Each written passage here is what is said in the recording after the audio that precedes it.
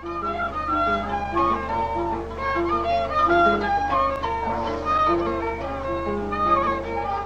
1970, my girlfriend, now wife, Adrienne and I became disillusioned with college.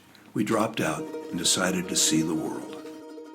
We saved what we could from our jobs, bought backpacks, and started hitchhiking south into Mexico. It was possible to travel for nearly nothing as we caught local buses, walked, and continued hitchhiking south. The money we saved was worth so much more as we traveled through the countryside, meeting people and learning about the people we met. We have hundreds of stories from that time, but traveling through Peru, we were able to see something few people had before us.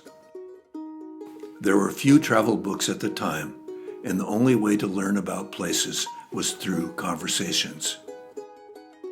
We had picked up some Spanish, and we met the few other backpackers who were wandering around like us.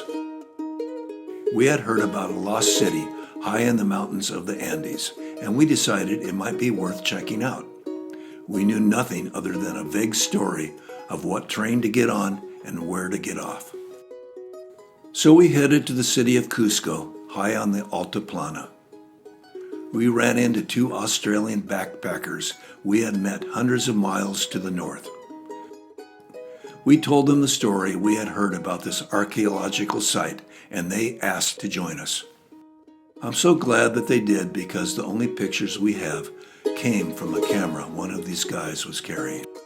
Cusco is very high in the Andes, the old Inca capital. We took a bus downwards to the train, which wove its way through the valley of the Urubamba River. We asked the conductor to let us off at a certain kilometer marker and followed the tracks, then on a path alongside the river. Even though we were high in the Andes, in the valley we were walking in, it was quite warm, very different from Cusco. We didn't know where or if there was a crossing over the river. We just followed our noses and assumed we'd meet someone who could point the way. We did find a bridge over the Urubamba and then others across streams.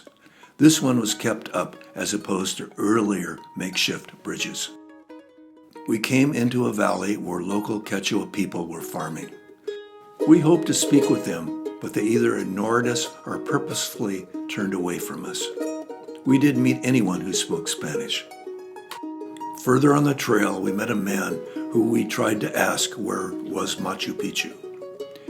He didn't speak Spanish, but understood where we wanted to go and led us to a precipitous jungle hillside, dense with brush and fallen trees, and pointed upwards.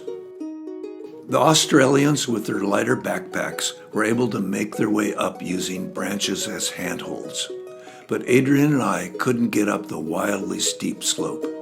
The man we met accepted some cocoa leaves we had, stuffed his mouth full, and carried both heavy packs up into the jungle. At the top, he pointed towards the pathway and left us. I have no idea what he thought about us. The path was raw dirt, untended, and led us up mountains and down valleys. In the summer valley, it was tropical jungle, but grew cooler when we climbed higher. The microclimates changed so rapidly. The Urubamba dropped away from us, and we kept moving upwards. We celebrated our adventure with a bottle of pisco. Bamboo, trees, orchids, and dense underbrush grew in the valleys.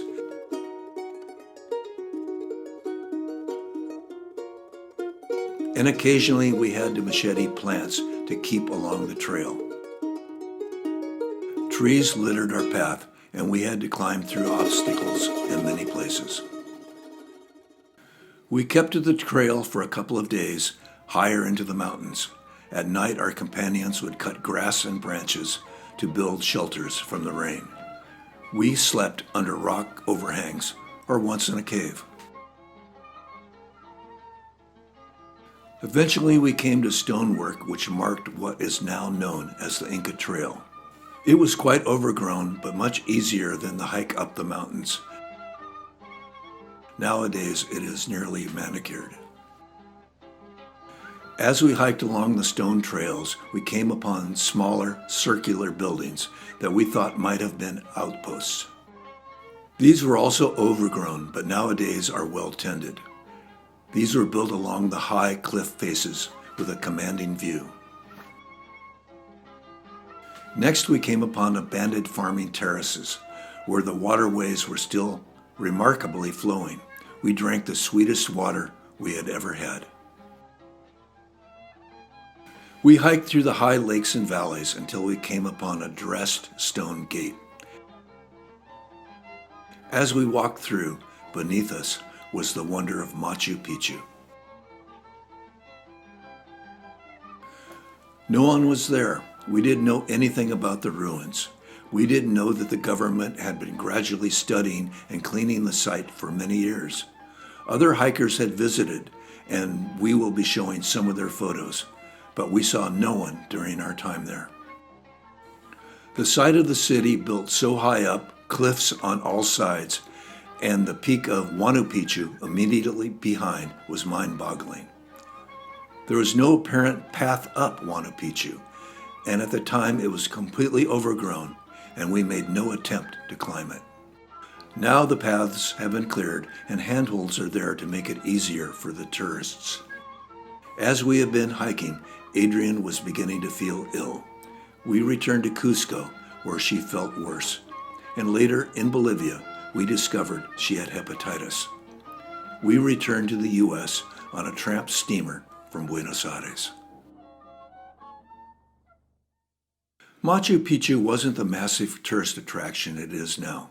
Hundreds of thousands of people visit each year, taking a modern train from Cusco to the hotels at the bottom and a bus straight to the top. We had no knowledge of what we were looking at, and at the time, most archaeologists were baffled. Why would anyone build here? There are many thoughts about the city, but still so many unanswered questions. The city is marked on old surveyor maps of the time, but don't show anything interesting. It was discovered several times before the explorer Hiram Bingham recorded details in 1911. He found ruins with a few families farming nearby. His expedition did some of the first cleanup in order to study the site. It is now one of the most visited places on the planet, but there is still so much mystery. Why is it here? Was it built on the site of an earlier civilization?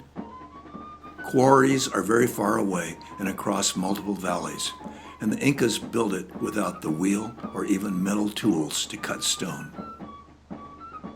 I look back on the experiences like this when I first laid eyes on these sacred structures, and I see it as a gift from a past civilization. They have left us clues to their culture that we may look back upon. Can we unlock some of the mysteries and secrets? Can we be certain what each part of our history means, or even agree upon the theories proposed? But we may be certain of the amazing potential and many possibilities that lay before us in understanding our past, present, and future.